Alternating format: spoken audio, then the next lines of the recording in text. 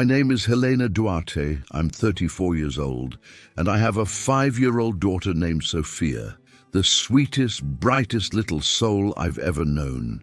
I was born into a traditional old family lineage. And when I say traditional, I mean surnames that open doors, create whispers, and unfortunately, attract the wrong kind of people. In my case, the wrong person was Henrique. He was charming, polite, attentive, or at least that's the role he played for years. We married quickly. We had Sophia, and I truly believed we were building a life together. But as my grandmother always told me, some men don't want a wife, they want access. And in my case, I learned it was painfully literal. It started the day I noticed a strange notification on his laptop. A hotel reservation in Paris for 2. I asked about it. He laughed it off, said it was work stuff. But the way he lied, that stillness in his eyes, the lack of even a blink, that was the moment I understood something important. When a man lies without hesitating, it's because he's been lying for a long time. That night, while he slept, I found the rest. Airline tickets, messages, plans, and the one sentence that froze my blood. Once we're in Paris, I'll start the process to access her inheritance. Her inheritance. My inheritance. The legacy of generations of strong women in my family, and he thought he could simply take it. The funniest part, he truly believed it. I closed the laptop quietly. Sophia slept in the next room, holding her stuffed bunny. I stood in her doorway and watched her breathe, calm and safe. And right there I decided, he thinks he's robbing me. No, he's creating his own downfall. The next morning, I made his breakfast, kissed him goodbye at the door, smiled. Meanwhile, he had no idea I had already activated. My lawyer, my accountant, my mother, and the entire family estate structure. Within one day, everything remained secured, or even more secured, under my name, protected by clauses he never bothered to read. Henrique thought he was running toward freedom. I knew he was running straight into a wall. Henrique suddenly became better with me. You know that moment when someone who's been distant for months suddenly becomes the perfect husband? More compliments, more kisses, more let's go out to dinner, more you look beautiful today, Helena. I recognized the pattern immediately. He wasn't in love. He was investing. And the worst part, he was good at it. Henrique always knew how to perform. He knew how to behave like the kind of man people praised in public. Wow, he treats you so well. He's such a gentleman. You're lucky. Lucky. I would watch Sophia playing on the living room rug, arranging her dolls, humming her little songs. And I would think, the only lucky one here is her. She still believes the world is safe. Because by then, I had already understood Henrique's game. He needed to look flawless so that, when the betrayal came, I would look difficult, dramatic, unreasonable. But I was raised by a woman who always told me, a man who rehearses his image is hiding his script. And I had already found the script. It wasn't even difficult, almost insulting, actually. A message thread left open on his tablet because Henrique was the kind of man who thought he was too smart to get caught. When I get to Paris, I'll start the process. Half is mine anyway. She can't just cut me out. Half. He said it like I was a shelf in a supermarket. I closed the app without trembling, without making a sound, without taking screenshots. My revenge would not be dramatic. It would be surgical. That week I did what every intelligent woman does when she realizes a man is lying. I went back to smiling. I smiled at dinner. I smiled at family gatherings. I smiled when he talked about an upcoming work trip. And inside me I repeated, "Go, Henrique, go with confidence. The further you run, the harder it will be to return before the truth catches you." Henrique married me, but he never truly understood who I was. He knew Helena, the wife. He never knew Helena, the heiress. I was the only daughter of a long-standing family, and long before I was born, my parents and grandparents already understood one thing clearly.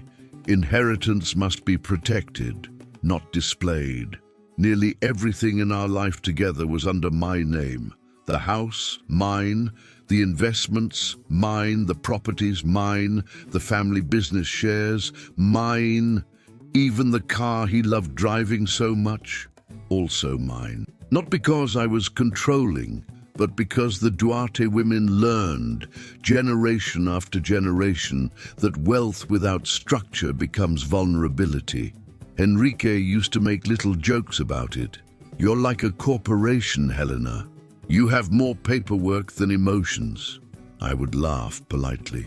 Now I understood. He joked because he thought contracts were just paper. He never realized paper can become armor. On Monday morning, I sat across from my lawyer, Dr. Alvaro, a man who didn't speak much, but every word he used had weight, the kind that breaks illusions. "Can he take anything?" I asked.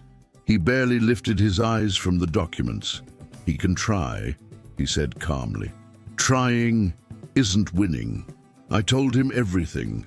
Paris, the mistress, the lies, the plan, the hotel reservations, the messages, the "half is mine" comment. He listened silently and then asked just one thing. "Do you want this process to be fair, or do you want it to be effective?" I leaned back, breathed in, and replied, "I want it to be irrefutable."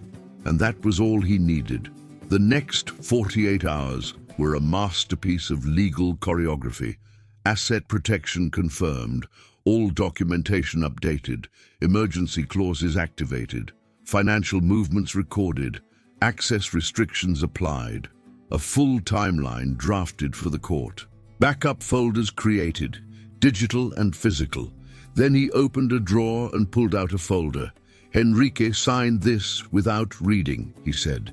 It was our marriage agreement, a document he rushed through simply because he wanted the wedding, wanted the last name, wanted the lifestyle. Inside it, one sentence shined like gold. "All inherited and family origin assets remain exclusively under the ownership of Helena Duarte." He never understood what he signed. He never understood who I was. He never understood the family he married into, but he was about to learn. The day he ran was a Thursday. Sophia wore her little blue dress with the crooked bow I had fixed twice. 5 years old, holding her stuffed bunny by the ear, hopping on the sidewalk like life was nothing but games and sunshine. On the way to school, she asked, "Mommy, is Daddy sad?" I chose my words carefully. "Daddy is confused, sweetheart, but you're safe with me." Now she accepted it with the simplicity only children possess. But at pickup time, my phone buzzed. A message from Enrique, and not a short one. Here is what he wrote. "Helena, I'm going to Paris with Julia.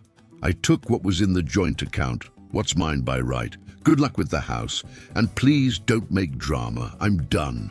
I read it slowly, and then I smiled. The right, he claimed, was laughable. The joint account was the only place he had access to, and I had already left only the minimum there for everyday expenses. He thought he was delivering a blow, but all he carried away were crumbs. The house was in my name, the properties, mine, the investments, mine, the inheritance, untouchable, the family business, shielded. Everything he fantasized about taking was protected by layers of documents he never bothered to read. Enrique thought he was leaving with power. I knew he was leaving with nothing but delusion. I replied with the one-word answer that wounded more than any argument. Understood. No pleading, no crying, no "how could you?" No humiliation. Because the moment a woman finally understands who she is, a man like Enrique loses his stage. That night, after putting Sophia to bed, I opened a folder on my computer. Name of the folder, Paris, Phase 2. Everything inside was neatly organized. Dates, screenshots, documents, legal steps, financial records.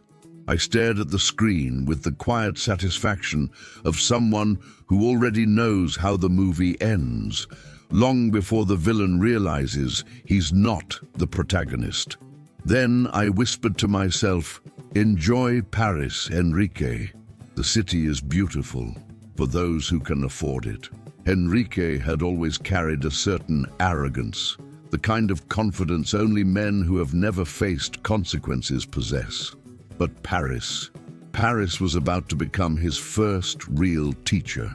He and Julia landed at Charles de Gaulle as if stepping into a romantic movie, smiling, whispering, pretending the world was theirs. Reality arrived fast. 1. The car he thought he could rent declined. His card didn't go through. A flicker of doubt crossed his face. 2. The Airbnb, paid for only 3 days. He had booked it impulsively. No long-term plan, no financial backup, just fantasy dressed as strategy. Julia asked, "But you said once we arrived here you'd have access to her money." He adjusted his collar, trying to look composed. "I just need a few days. It's a process." A process he didn't even understand. 3. The joint account he tried to use? Blocked. Not because of him, because of me and my lawyer, and the airtight protocols protecting my estate. The moment he tried to withdraw, transaction frozen for security review. I imagine his face. I can almost see the confusion melting into fear. Before trying me, he tried everyone else. His mother, shocked, disappointed. His brother refused to get involved. His best friends, unavailable. A co-worker, didn't want trouble. The mistress, growing impatient by the minute. Every door closed in his face. When all his options vanished, he dialed my number. I didn't answer. I bathed Sophia, dried her hair, served her warm milk, listened to her laughter, helped her choose pajamas with stars on them. And while I tucked her into bed, Enrique called again, and again, and again. I placed my phone on silent. When a woman finally understands her own worth, she no longer reacts. She chooses when and if she responds. When I finally answered, his voice was already fractured. "Helena, something's wrong with the account. I can't access anything." I kept my voice soft, neutral, the calmest tone I had used in years. "Wrong? Why? There's nothing there." "Of course, you took everything that was there." Silence. A deep, heavy silence. Then I continued, still steady.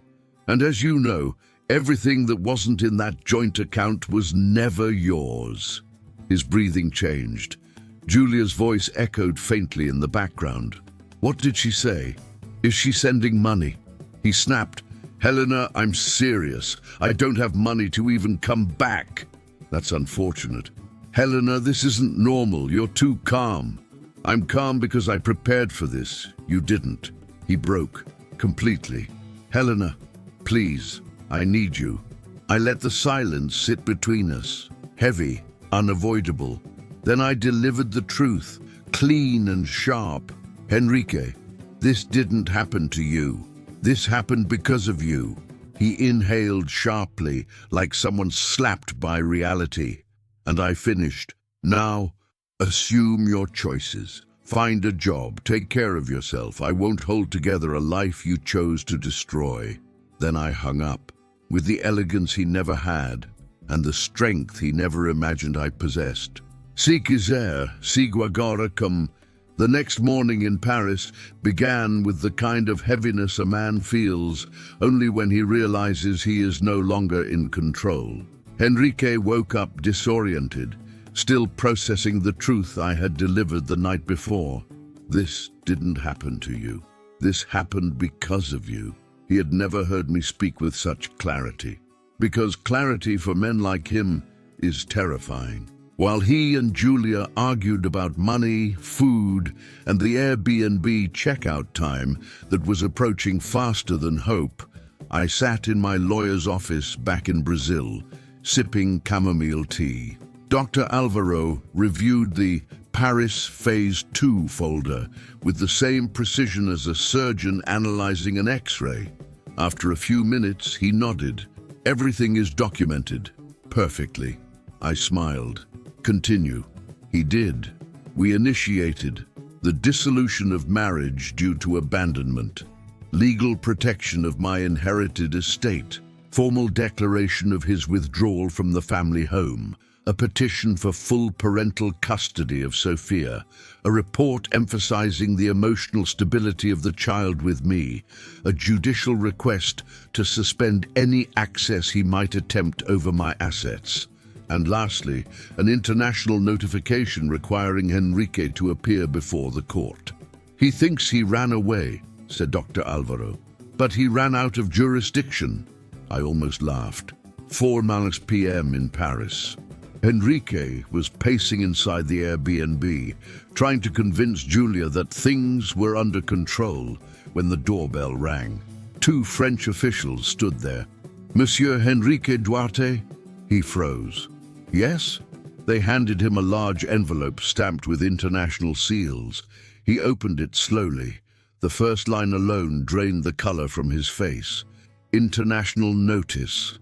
Family court action. Brazil. Julia leaned over his shoulder. What is that? He couldn't speak. Inside the envelope were the details. Abandonment of spouse. Abandonment of minor child. Exit from the country without parental consent. Suspicious withdrawal of shared funds. Request for immediate custody transfer to the mother. Blocking of any attempt to claim family assets. Mandatory court appearance. Julia stepped back. Enrique, did you really think she wouldn't do anything? The truth hit him all at once. I hadn't ignored him. I hadn't collapsed. I hadn't begged. I had prepared. And he had run straight into his own trap. My phone buzzed. Dr. Alvaro. He received the notice in Paris. I placed another tiny hair clip on Sophia's head while she hummed a little song. And how did he react? Silence. Then he added with a slight smirk, a very expressive silence. I nodded. There was no joy, no triumph, just peace, peace and closure. Back in Paris, Enrique spiraled. He tried pacing. He tried reasoning. Then he tried yelling. None of it worked. I'm going to lose everything.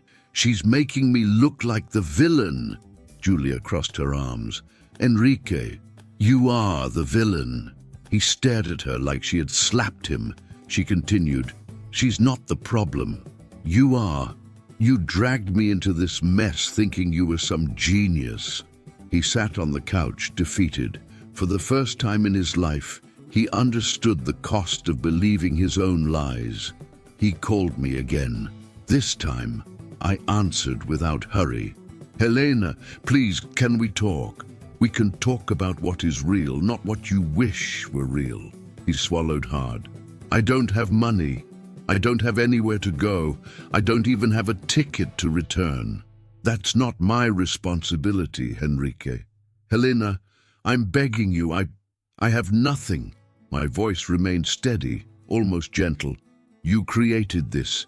Now assume it. Find a job. Support yourself. I won't rebuild a life you chose to destroy. Then I ended the call. Not out of anger, but with the elegance of a woman who finally understands her worth. Se quiser, sigo agora com. Enrique spent the night in Paris awake, sitting on the edge of a creaky Airbnb bed, staring at a wall that didn't offer answers. It was the first time in his life he tasted powerlessness. He wasn't used to that flavor, and it burned. Julia woke up irritated, hair messy, frustration all over her voice. Did she send anything? Enrique didn't respond, because deep down, very deep, he already knew I wouldn't rescue him from a disaster he created. And that realization cracked something inside him. By mid-morning, after another failed attempt to withdraw money from the blocked joint account, Julia exploded. "I didn't come to Paris to live like a broke backpacker, Henrique." He snapped back. "You think this is what I wanted? I thought I'd have access to her money." Her eyes widened, disgust replacing whatever affection once existed. "So that's who you are? Someone who survives on a woman's money?" Henrique froze, because for the first time someone said out loud what he always avoided facing. Julia didn't soften. "You're not a man, Henrique. You're dependent." And with that, she walked away, slamming the bathroom door hard enough to rattle the thin Airbnb walls. By noon, there was another knock at the door. The Airbnb host, a tall, stern Frenchman, stood with crossed arms. "C'est bon, Monsieur Duarte? Payment for the next days?" Enrique stuttered. "The bank froze my card. It's just temporary." The man cut him off. "Not my problem. You must leave tomorrow morning." Julia walked out of the bathroom just in time to hear that. "Great, Enrique. Now we're homeless in Paris." He sat down, hands over his face, shaking his head, realizing that not even the roof over them was guaranteed. At 4 p.m., another email arrived. He opened it slowly, almost afraid. The message was short but devastating.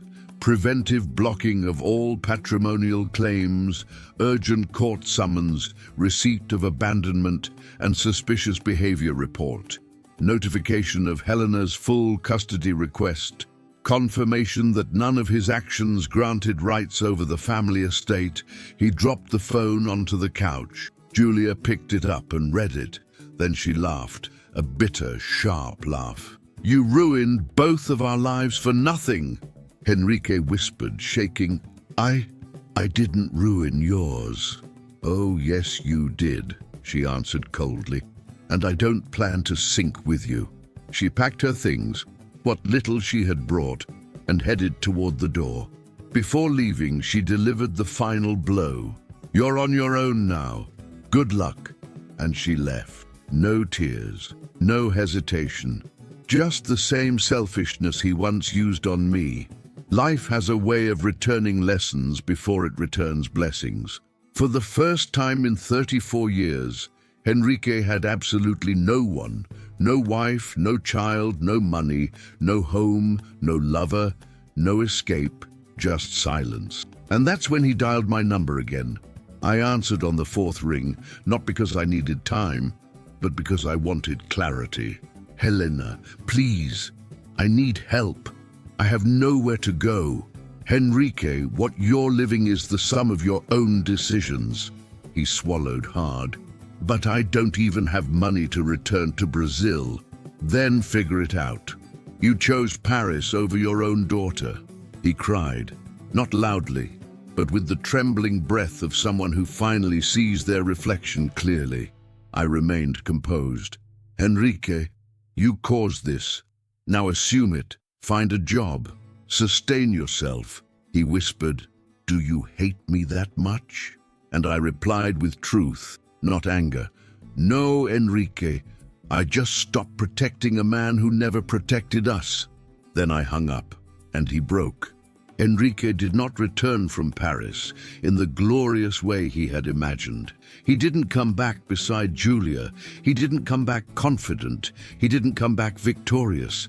He came back assisted by the Brazilian consulate, on a crowded economy seat, in the middle row with no luggage, no dignity and no future.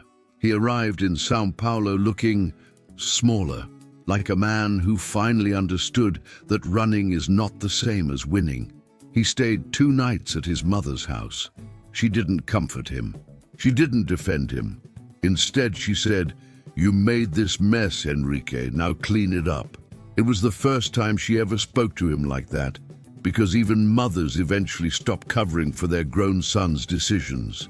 Meanwhile, my home was peaceful. Sophia and I had breakfast together, braided her hair, packed her little backpack, and walked to school. There was no chaos, no shouting, no storm, just calm. The calm I had been building for months. On the day of the hearing, I arrived with Dr. Alvaro, documents organized, timeline prepared, everything printed, highlighted, indexed, because truth is easiest to defend when it is methodical. Enrique arrived 15 minutes late, holding a nearly empty folder. His eyes darted around the room as if searching for a lifeline. There was none. The judge didn't take long. "Mr. Enrique, please explain why you left the country with another woman, withdrew funds from the joint account, and abandoned your wife and 5-year-old daughter." Enrique opened his mouth, but nothing came out. Reality had finally caught up with him. "Mrs. Helena," the judge said, "would you like to speak?" I stood, calm and composed. "Your Honor, all I did was protect my daughter and my inherited estate. He left the country without notice, without responsibility, without planning, believing he was entitled to what was never his. I simply responded with facts." The judge nodded slowly, and then delivered the verdict. Full custody granted to me, supervised visitation for him, a fixed child support obligation, no rights over inherited assets, official record of abandonment, prevention of any future claims over my family's estate. Enrique lowered his head. There was nothing left to argue, nothing left to pretend, nothing left to take. Outside the courtroom, he approached me, slowly, cautiously, defeated. Not arrogant, not charming, not manipulative, just a man facing the ruins of his own choices. "Helena, I never wanted it to end like this." I looked at him with the serenity of a woman who has finally found herself. "Enrique, it ended exactly how you made it end." I paused, then added, "I stopped saving a man who never saved us." He didn't argue. He didn't defend himself. He just stood there, finally silent. Sophia ran through my mother's garden wearing a dress full of flowers, her laughter floating through the afternoon air. I watched her from the porch, tea in hand, peace in my chest. Life felt simple again, quiet, steady. I had my daughter, I had my freedom, I had myself. My phone buzzed, a message from Enrique. "I found a job. I'm taking responsibility. Thank you for telling me the truth I needed to hear." I didn't reply, but I smiled. Not for him, for us, because from everything Enrique tried to bring into my life, the only truly beautiful gift he ever gave me was my little flower, my ray of light, Sophia. For her, yes, I am grateful, but only for her. Everything else, life removed so I could finally breathe. Sometimes what looks like abandonment is actually liberation disguised. Sometimes the person who leaves is simply making room for the woman you were always meant to become. And sometimes the greatest gift life gives us is watching every person end up exactly where they belong. If this story touched your heart, please subscribe to Stories We Tell, leave a like, and share it with someone who needs to hear it.